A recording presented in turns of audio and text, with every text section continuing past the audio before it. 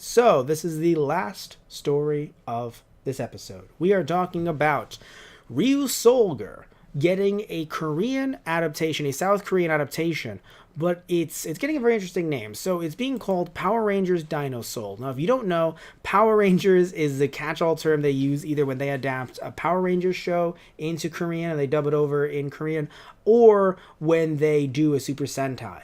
Now, some Super Sentai have actually been skipped in the past for different reasons. So specifically, I remember that Shinkenger was skipped. I believe they didn't like. At first, I thought they didn't like the sword play, but I believe it was more so due to the fact that South Korea was like, the people bringing it over, the company was like, I don't know if we want this series. It was a bit too, I think they believed Japanese. Again, I don't remember the exact quote, so please forgive me on that. It's been a while, but I know that Shinkenger did not get adapted. Thought it was a sword play, but it might have been samurai. Again, like certain things that they're like, no, thank you, and they actually ended up and they went back and they adapted Wild Force into Korean. But here's what's weird: they adapted Wild Force, or they dubbed over Wild Force, yet they had already done Gao Ranger years prior. So it was so interesting. Shinkenger wasn't the only series, I believe. There had to have been another, but it wasn't. I'll tell you which one it wasn't. Ryusoulger, which was a huge hit. I mean, Ryusoulger was so popular, if you guys don't know, Zuden Sentai, technically Juden, I know, but Zuden Sentai Ryusoulger was so popular as Power Rangers Dino Force, it became Dino Force Brave, a sequel came out called Dino Force Brave. So what's so interesting with it is that with that one in particular is, so think of it like this, right?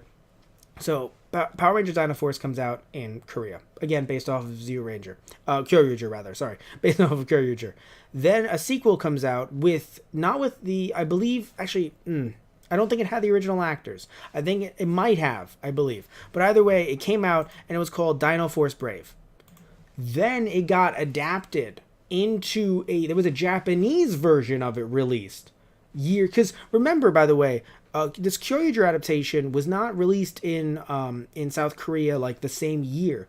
I believe it was a few years prior, after rather. So it became so popular that a sequel had come out, and then it got dubbed over, or was rather brought over back to Japan. It's a bit reminiscent of how Power Rangers has been made, of course, in America. You guys know that. You guys watch and know that.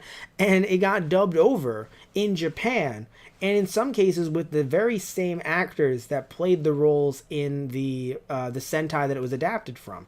So I believe some of the actors, depending on where it was aired, because there actually are some situations where live action show from either the US or just generally abroad will get dubbed over with different actors depending on the station it aired. But I believe on one of the stations that aired the original Mighty Morphin Power Rangers dub, the same actors that portrayed the characters of, red, blue, yellow, technically not yellow for obvious reasons, but red, blue, black, actually came back to voice them over in this dub of Mighty Morphin Power Rangers. God, it's so weird. Anyway, so South Korea actually skipped some more info on this. South Korea skipped Lupin versus Pat, and I'm wondering if perhaps they skipped it due to the fact that it's very anti-police, if you will. Now, I haven't seen Lupin versus Pat, so please tell me if I'm wrong about that in the comment section down below or in the chat.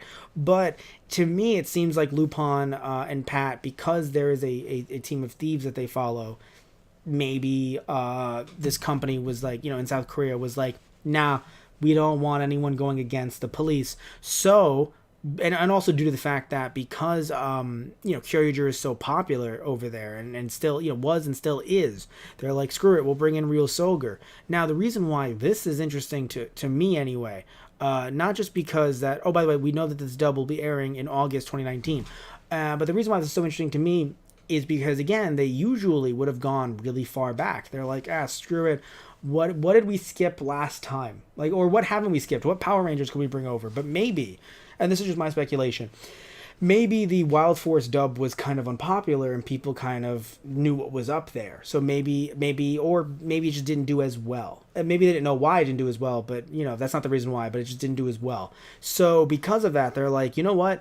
And again, also because of how popular Kyoryuger was over there, they're like, no, we're doing Ryusoulger. And it's like, but it's not even done airing. It's like, doesn't matter. We're doing Ryusoulger. And my speculation is next year, they'll probably take a Power Rangers. They probably won't do this every single year. They're probably just doing this due to how popular Kyoryuger was. But if Ryusoulger does end up being super popular over there, I do wonder if they're going to end up funding, paying Toei and doing some collaboration on more Ryusoulger stuff. That would be very interesting if we get more Ryusoulger stuff simply due to the fact that it might be very popular in South Korea.